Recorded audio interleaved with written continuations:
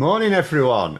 So it's all go at the moment. Labour trying to bat away things all over the place. But I wanted to discuss the difference between what is a genuine criticism of policies, and every policy can have genuine criticisms because all policies have trade-offs, right?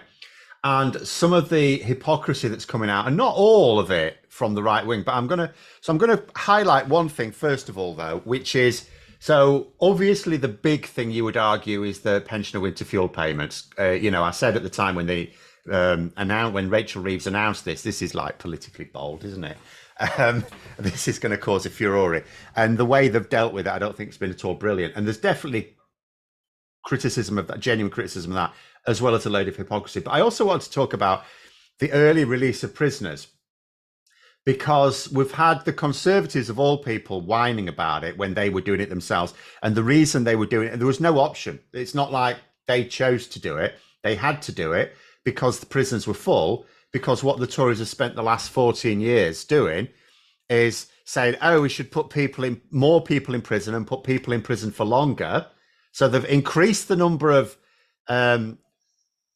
offences for which you will go to prison, and they've been putting people into prison for longer, but without building up the extra prison capacity. So we don't have more prisons, or enough prisons. We don't have enough prison officers. We don't have enough probation officers at the other end of it. And so inevitably the prisons get full. But now we've had, and I've seen Tom Tugendhat, and people keep saying of Tom Tugendhat, oh, he's the all right one, he's the decent one. It's like, whenever you sort of ask yourself, are there decent Tories? There inevitably must be fundamentally decent Tories that are just people that, a lot of us will disagree with.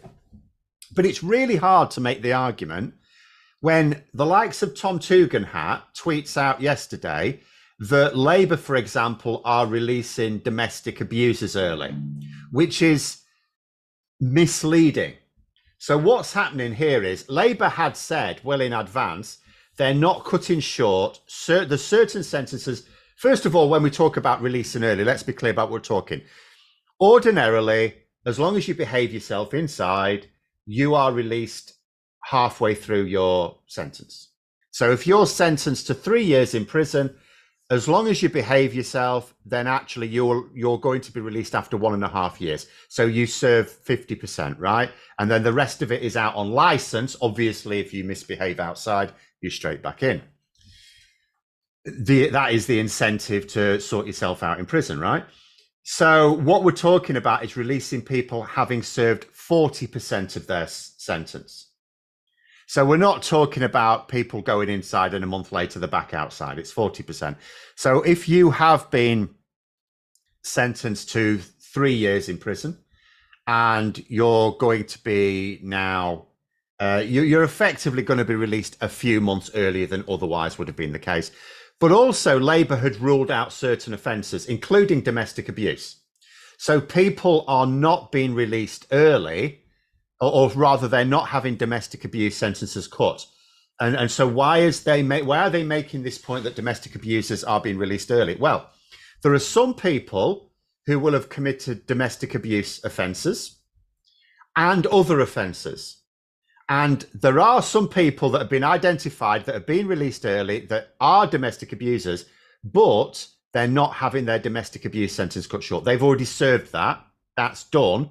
And they're now serving a consecutive, do I mean consecutive? One way you do it afterwards, consecutive, not concurrent. So that they're serving a consecutive sentence for something else, and they're being released 40% through that rather than 50%. So it's not like factually untrue to say some of the people who are being released early are domestic abusers, but it is, the implication is that people who are inside for domestic abuse are being released early, which is not true. The people who are being released early, if they have been convicted of domestic abuse, have already served that sentence, and they would otherwise be out on the streets if it weren't for the other offence for which they're serving time. Gareth T there, £5 super chat, thank you. It says, morning Phil, we have a scary amount of brand new stuff in the jail.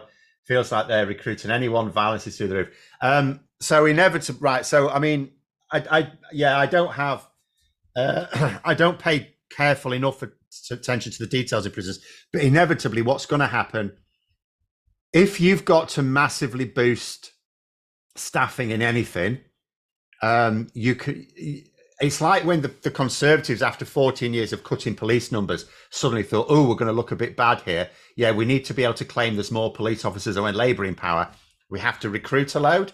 So they were actually recruiting people who, I mean, never mind the fact that the people they were recruiting were inexperienced.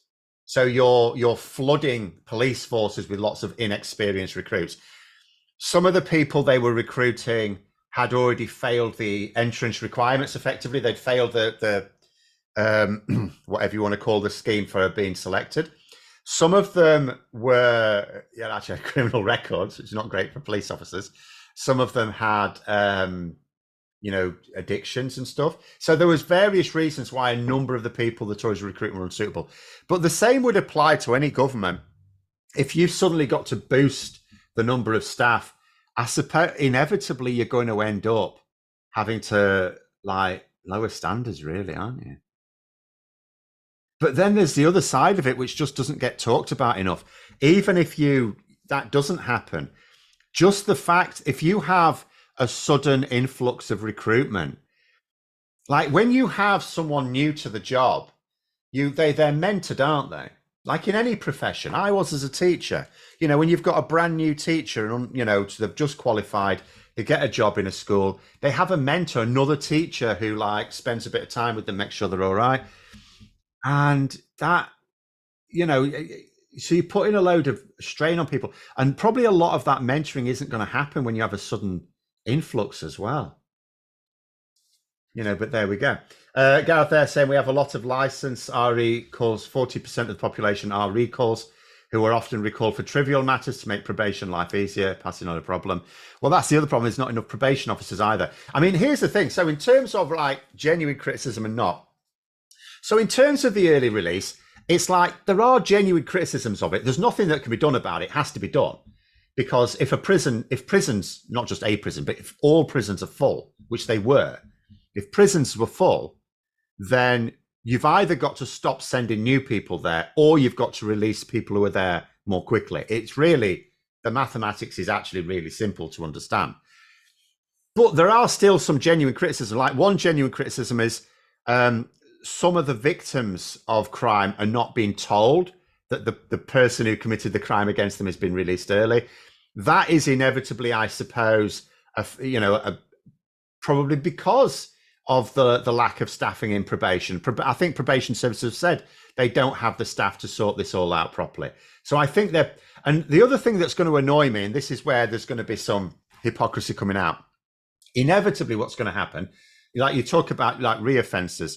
There are in fact, in this country, there's quite a lot of reoffending because we don't have a very sensible attitude towards penal policy anyway. From the Tories' point of view, it's just, what is the cheapest way to lock the bastards up? That's really it. And so there's much less emphasis placed on rehabilitation or having the facilities to let people learn new skills now than used to be the case. But I don't think we've ever had what you'd call an enlightened attitude towards penal reform. But hopefully that will change. But then you've got, you've what is it now? You've got, so you've got a certain number who will always reoffend, even when they're released normally after the 50%, right? We have quite a high reoffending rate. So what's going to happen is, as soon as someone's released early, some of them are going to reoffend because people reoffend after 50% of the time served. So, of course, some people are going to reoffend after 40%. And as soon as they do it, the papers are going to be full of, oh, they let this person out and they reoffended. And the hypocrisy is really annoying. And that is definitely going to happen. Absolutely going to happen. Then when it comes to the other big one, pensioner one, now, I think there are more genuine, because the thing with the early release of prisoners, you can criticize some elements of it. You can criticize the fact that, for example, some people who are the victims of crime are not being told that, the person who committed the crime against them is being released early. And for some of them as well, even if they weren't being released early, no one, particularly if someone's done a lot of damage against you, like a domestic abuser, No one wants to be told that that person is now back out on the street, even if they'd served their full 50%, right? Because that's the thing. When Tom Tugendhat say, oh, Labour are releasing domestic abusers onto our streets, like the Conservatives released domestic abusers onto our streets. Not only did they release some early, but even when they're not released early, they're still being released. We don't have whole life tariffs for domestic abuse. If he wants to argue we should do, then make that argument. But then why didn't he make that argument when he was actually in cabinet? But then there's the winter fuel payments. Now, the winter fuel payments is one where there are more valid criticisms, because the early release of prison, like, you can criticize aspects of it and you can say, well, this should work better and this should work better. I'm not sure how much the government could do differently, but maybe there is. But what you can't say is we shouldn't be releasing them early at all, because it's like, well, there is no choice because there's no prisons, right? And you can't say that we shouldn't like sentence new people to prison. We're already getting people, or already having judges saying to people convicted of offences, I'm not going to send you to prison because the prisons are full. That's already happening in our courts now, and has been for a while. But then the winter fuel payments is a different beast, because Labour could have chosen to make those savings somewhere else. So there was a choice made. There was a political choice made there. It wasn't like, and yet there is still some valid criticism of the policy, but also a hideous amount of hypocrisy. So if I go over what I think is the valid criticism, so for winter fuel payments, I think there are two types of criticism you can genuinely have. First of all, which is mine, right from the start, I said, the problem with going from universal to means tested is you have to make sure that everyone who needs it gets it. To me, it sounds like that's not going to happen. There are going to be a lot, and I know Labour have made, and they've recently announced that the number of people applying for pension credit has doubled. I think they've said, and it's good that they've been trying to get more people on pension credit, some of which is automatic. I think Labour announced, I think the Treasury announced, or it may have been Rachel Reeves in Parliament, that people that were getting like housing benefit are now automatically getting pension credit. You know, so Labour are boosting, and pension credit's worth thousands, right? So Labour are actually boosting the incomes of some of the most vulnerable, which is good, but there are still others who are going to fall below the cracks. And also, there are some others who don't qualify for pension credit who are still poor, and they're going to miss this payment and they're going to struggle because of it. So I don't think the level has been set right. I think that's a genuine criticism. I think another criticism, which is genuine and is fine, is to suggest that it's probably easier. Like I think some people are arguing it's too difficult. Like, my attitude is, it's better that some people who don't need it get it than anyone who does need it doesn't get it. And there are some people arguing it's too difficult to administer the scheme. So it's actually just easier for the cost to make it universal, because some people are of the view it's impossible to make sure everyone who needs it gets it. Now, I don't know whether that's true or not, but I think that's a valid point of view. What I don't think are valid points of view are people who are just saying we should keep it because of reasons like, we should just keep it because it's, everyone should get it. It's like, well, no, not everyone's getting it anyway. This is just pensioners. Why shouldn't working people get it? I know that pensioners are more likely to die from a cold house, like older people, than a younger person, but why shouldn't everyone get it? And I'll tell you what I find. Now, I'm just going to criticize Sharon Graham here of Unite. Now, Sharon Graham obviously brings out the beat the Labour stick quite a lot. And I actually say a lot of this is political, right? Because I approve of Sharon Graham as Unite leader. I mean, she's way better than the previous muggins. But her union, the Unite union, is like, it's like a magnet for failed politicians. So it's full of people who wants to talk about politics, but they can't do it in conventional politics because they're too shit. So they get themselves elected positions in the union. So Unite ends up being one of those ridiculous unions that, I'm not saying it's ridiculous in all, but in this respect, where it's, it's like, to become the leader of it, to become senior within the union, you've like got to talk about a load of things that's got nothing to do with delivering for your members. Whereas Sharon Graham came in and she said, look, what I want to do is I want to focus on what's best for our members and leave all this performative bollocks behind, which is good. And largely she's done that, but it's almost like she has to come up with these talking points just to keep the nutters in line, right? Which is fine. But I'll tell you what I am going to criticize her for. So she's even written a piece in The Guardian. I've not read the whole piece, but but her point is, it's like, oh, we should like tax the wealthy 1% extra, which sounds like an income tax, which therefore would be breaking a manifesto promise, so is out the question.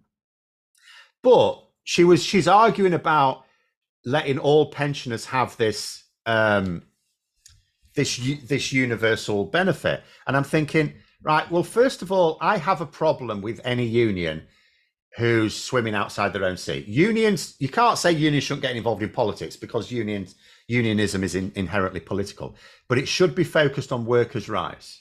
Yeah, it should be focused on workers' rights. That's their job. So I didn't, for example, approve of the TUC's Novak talking about Nigel Farage. And it's like, we may agree with what he said about Nigel Farage, but it's got nothing to do with you, mate. Can you focus on workers' rights? Can you focus on Labour's New Deal, please? And there'll be plenty of talk about that. But Sharon Graham is going on about pension. I'm thinking, well, first of all, they're not workers, are they? Some people, because it's nothing to do, you don't technically have to be a pensioner to get the winter fuel payment, actually. You just have to be over a certain age. So actually, you could still be in work, but very, very few Unite members will be getting the winter fuel allowance or would have got the winter fuel allowance. So it's got nothing to do with from that point of view. But here's where I have a real gripe with her. She's saying pensioners should get this universal payment. It's like, but what about her members, her working members who can't afford food? Why isn't she arguing for a universal food credit? Why isn't she arguing that everyone, why isn't she arguing for like a universal basic income? Because that's my issue. Anyone who argues that any benefit should be universal should argue that all benefits are universal. Why should you argue that a small section of society, even if they don't need it, should get a payment for something without arguing for something like universal basic income? Something that, because when you've got nurses who can't afford to eat properly, that's why I have a real problem with this. And the reason it's happening, the reason why there's this great furore in the media over this one policy, is because it's pensioners. And as I say, there is genuine, valid criticism of it, but mostly the reason why a massive deal has been made of this is because it's pensioners. And pensioners aren't just a major voting bloc. More importantly, they're a huge consumer of mainstream media news. So even non-Tory papers like The Guardian are on top of this, not because they think it's the right thing to do, but because a lot of their readers are elderly. So mainstream media, just like politicians, tends to, that's why I called it a politically bold move when it was announced, because it's like, oh, screwing over pensioners is like, usually politicians won't touch it with a barge pole. If you'd have asked me before the election, will Labour means test the winter fuel payment, I would have said not a chance, because that is massive risky. Even though Labour's target viewers are not pensioners, they're like people in their 40s and 50s, nonetheless, you usually don't piss off pensioners with something, and for something like that. You say a lot of Unite ex-members will be pensioners, yeah, but they're not. She's not covering for them because they're not now. You, as a trades union, you're supposed to be focusing on your workers. Once you're no longer a worker, someone else lobbies for you. Trade unions should focus fully on benefits for their members who are workers. And they should. Actually, a little interesting comment there, Tinkinator. Every union's different. Each one could be good and bad in different respects. Absolutely. Overall, they're good, but not effective enough under this extreme capitalist system. Social attitudes need to change. But they're not doing anything to change those social attitudes either. They do what everyone does. They constantly go on at politicians. Now, I'm not saying they shouldn't, but that's all they do because that's the low-hanging fruit, because that's easy. Oh, it's politicians' fault. It's like, yeah, but politicians who get elected because the public think they should be elected. So why don't they focus on trying to educate the public more? You know, pensioners were a major block to staying in the EU bloc. I mean, yeah, elderly people, pensioners certainly. I mean, that's another thing you could do. I mean, I don't ever do this because then that's like lumping people together and blaming everyone. It's like collective punishment, right? Which we don't like. But yeah, there are people who will say things like, well, actually, it's elderly people who forced us out the EU as a result of being forced out the EU, as well as forcing the hard Brexit because they voted Tory in 2019. But they forced us out the EU. As a result of that, the Treasury has tens of billions of pounds less each year. In actual fact, no matter what damage the Tories did, if we'd have stayed in the EU, this policy wouldn't be happening because there wouldn't be the need for it. That black hole wouldn't actually exist. Wouldn't actually exist.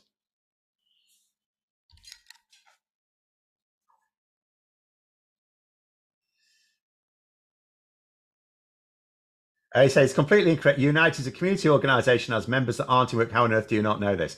It's irrelevant what the union is. I'm saying what I think the union should be. It should be arguing for workers. That's what it's supposed to be for. What I'm trying to say is Sharon Graham is arguing that wealthy pensioners should keep the £200, but she's not making any comment about her own members who cannot afford to eat. Why is she not arguing for a universal payment for food? That is what I am arguing. And that would equally apply to pensioners as well.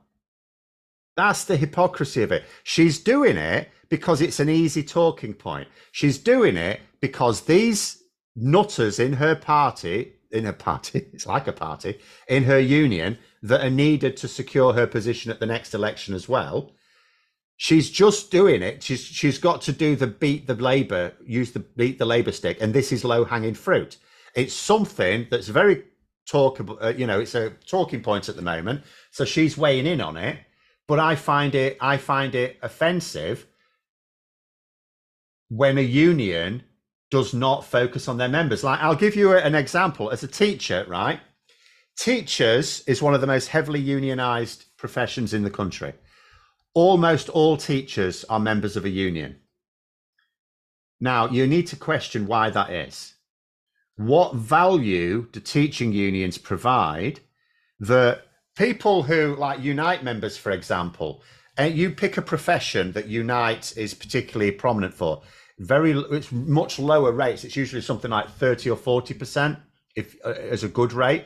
Whereas teachers, it's something like 97%, 98% of teachers are in a union. And the reason for that is because teaching unions do lobby for better pay and conditions, or to at least retain pay and conditions where possible. And they're quite effective at that simply because they've got such high membership. But that's not the main reason why teachers join a union. The reason why teachers join a union is for insurance purposes. And other unions would do better to think about that. Because I worry that for some unions, it's easier for them to do their jobs when the Conservatives are in power. Because if your focus is entirely on attacking the government, or going on strike or something like that to try and secure better terms, then by definition, your union is seen as more valuable when those pay and conditions are threatened more, which is mostly under a Conservative government. Whereas what I think they should do is emphasize much more the benefits of union membership, even when pay and conditions are fine. And then they'd get more members. You say your argument's flawed. I posted a link showing Unite campaign about welfare. This is nonsensical. It's also fallacious. She doesn't have to argue for X to criticise Y. Yes, she does. Yes, she does. If she wants to be considered valid in my mind, she absolutely does.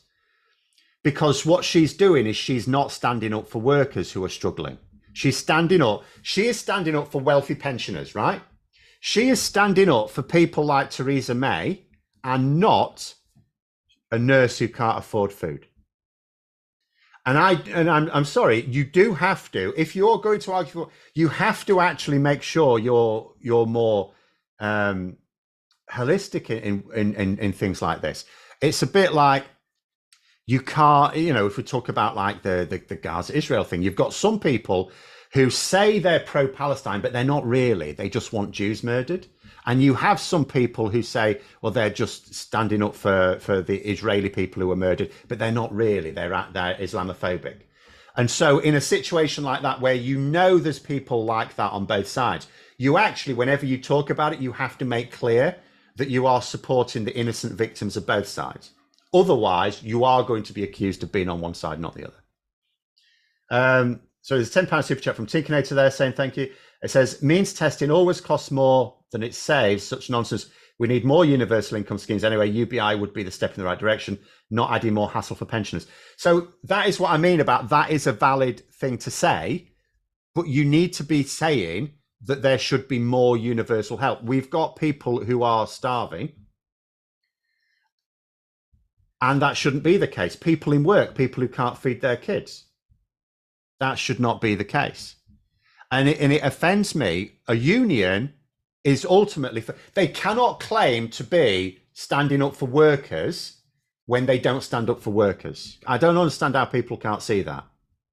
And if you are arguing that wealthy pensioners should get 200 quid because it's easier, that's fine, but you must say at the same time, but shall we not forget that there are working age people who are struggling with heating and food? Why shouldn't they get something? Why should it just be pensioners? Why did pensioners get the winter fuel payment in the first place, which was a Labour thing, remember? Why was it made universal? It was made universal because Labour at the time were going to struggle to win the next election and then didn't win the next election. Now, there are good reasons for making it universal, but you have to say, what about others? In fact, Ivan Ambrose, 1999, super chat there, thank you, says, as always, disabled people of any age are being ignored, fed up to the back teeth of it. Labour need to show they can treat disabled people better than the Tories, not just words, but action. So that's another thing. In terms of energy bills, for example, there are some people with some disabilities that need, like if you've got circulation problems, you need heating. You cannot actually manage without heating. So when the cost of energy goes up, these people need more help as well. Where's the focus on those in the media? There isn't any. There isn't the focus on why there shouldn't be universal benefits, or at least say Ken saying you're flawed, Phil. How many pensioners are wealthy and how many are not? Have a cap. It needs to be set high. I said at the start that the balance is wrong. That's what I said from the very start. The problem with this is not that they're changing it to means testing. It's the problem is that they've not set the bar right. I said that from the start. So that's you can't attack me for that one. But this is why it's happening. It's not because the media, just like politicians, don't like to ignore the elderly because that's most of their customers. That is why they will jump on this, not just the Tory media. That's why they'll all jump on this. And yet they pay no attention to working people in poverty or, as Ivan's just said, disabled people as well. They get, you might get the odd comment piece now and then, but you will not get a major campaign. So Josh, is this the Unite? His former leader, Len McCluskey, through? Yeah, he did many things that were bad. Sharon, as I say, Sharon Graham, I've generally been very supportive of what she's done, and whenever she bashes Labour over the head, I just go, yeah, that's just because she has to. Her union is like one of the most political unions, and one of the most what you would call student political unions. So she has to play the game, just like politicians have to play the game. So it's all fine. But on this occasion, it's like, I can't remember the last time Sharon Graham actually bothered to write a piece for The Guardian. And she chooses to do it for pensioners. And it's like, without any mention of working people who are struggling. I expect anyone who argues for universal winter fuel payments to also argue for universal basic income. If they do, that's fine. That's absolutely fine. But I find it offensive when some people, because this is the two-tier aspect to society, where some people in society are treated as more important than others. You know, pensioners are important, everyone's important, but so are disabled people, so are working people, so are children, but they are not covered. The media don't care about those. Oh yeah, 199 super chat. Thank you very much. There's a one and some balloons there. I don't know what that. Maybe that's an anniversary of some kind.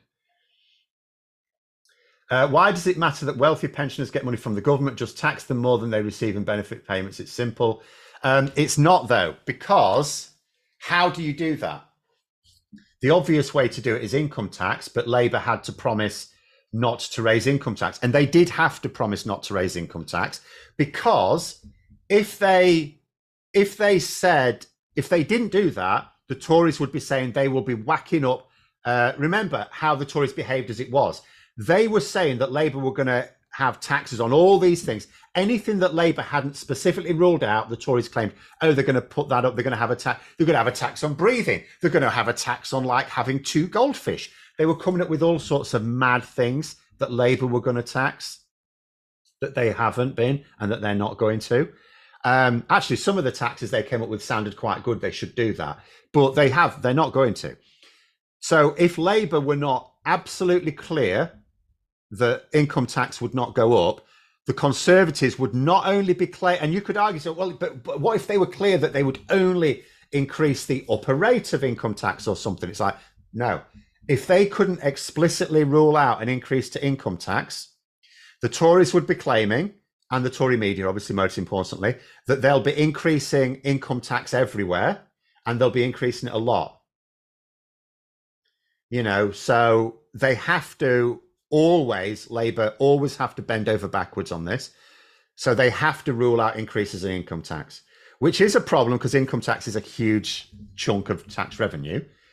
But it's not. But so what do you do? How do you raise the tax on well-off pensioners? You know, really, what should have happened if you're going to do this? And as I say, it's politically questionable whether you should ever do. I mean, what they saved, £1.5 billion. I know they'd have to find it somewhere, but they should always have known this was going to end up being controversial. But if you're going to do it, what they should have done was to set the bar higher and then try and fine tune it the next year. And I get what they're probably thinking. They're thinking, if you're going to do something unpopular, do it early in the parliamentary cycle, which is totally correct. But next year is also early in the parliamentary cycle. They could have announced, like Martin Lewis suggested, just make sure anyone in a band A to D house gets it. Now, at that point, all of a sudden, you're only saving about £500 million, I gather, according to some reports I've read anyway. I've not worked it out myself. I'm not able to. But you'd save about £500 million apparently then, instead of what, you know, so you're losing £1 billion. But you could do that this year, and then next year, you could fine tune it a little bit, if possible. But they should have set the bar such that, because I'll tell you what I fear happening. Every year, it goes back to what I said about the early release of prisoners. As soon as they find someone reoffending and being sent back, the Tory media will find people who were released early and they'll say, this is the fault of releasing them early. Because they're ignoring the fact that people reoffend anyway when they're released on the normal time. But they'll do the same thing this winter. This is why this is a politically very dodgy move for Labour, because every year thousands of pensioners die of their home being too cold every winter. So every year, and it's thousands of people die because their home is too cold, which actually should be a national scandal at any time, but it's not. The media don't make anything of it, right? What's going to happen this year is they are going to make something of it this year. They're going to find a pensioner who dies, and they're going to try and find someone that they can claim had the winter fuel payment taken off them. And it's going to be all over the front pages. And that, to me, is almost inevitable.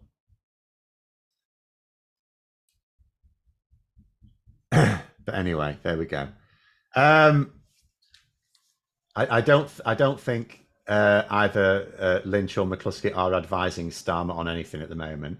Although Lynch, I know he's a Brexiteer, but in other regards, he is actually quite decent. He does at least focus on his members' interests, apart from the fact he's a cretin when it comes to EU benefits. Tinkinator, £10 super chat says, this is the way forward. This is why the way forward is short. Voters will accept the current system, won't accept any changes either, even those that benefit them. People are gaslit and brainwashed by the Tory media. Yes, and they are around the world as well. So conservative, because ultimately the media is owned, and who's it owned by? People who can afford to own it. And also, more importantly, because there are some very wealthy people who have progressive attitudes. Of course there are. But more importantly, what I would say is people who want to buy, because it's a hassle to buy newspapers and broadcast media and stuff like that.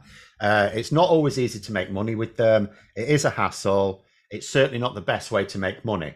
So you have to sort of see it as, so the best way to make money out of a media empire is actually to use it to persuade people to vote for governments who will let you get out of paying taxes.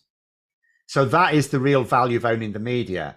So therefore, buying a newspaper, for example, is more valuable to, should we say, an ultra-capitalist or a disaster capitalist billionaire than it is a progressive billionaire. So it's not just that there are fewer progressive billionaires, it's the ones who are, for them, buying the media would just be a hassle.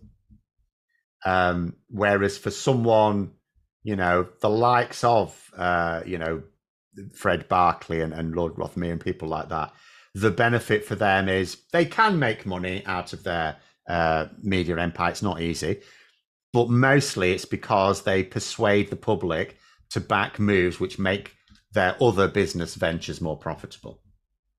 Patrick McCarthy, £2 super chat, thank you, says, GB News making compulsory redundancies, the end. So the issue that GB News have, they have no business model. There is no business model for a number of reasons. First of all, I actually just think they really try and operate on a shoestring, and it still costs, they still make losses rather of tens of millions a year. Also, they require too much of their workers, their behind the scenes workers, and they struggle for advertising. There's two problems with the advertising revenue.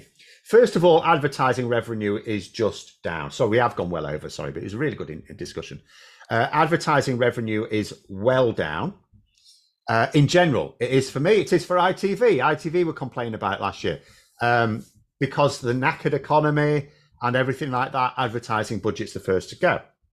So you would think, like, if I look at my rates, my advertising rates, right, you would think year on year they should go up with inflation, but they're not. They're the highest rate I ever got was actually in 2020.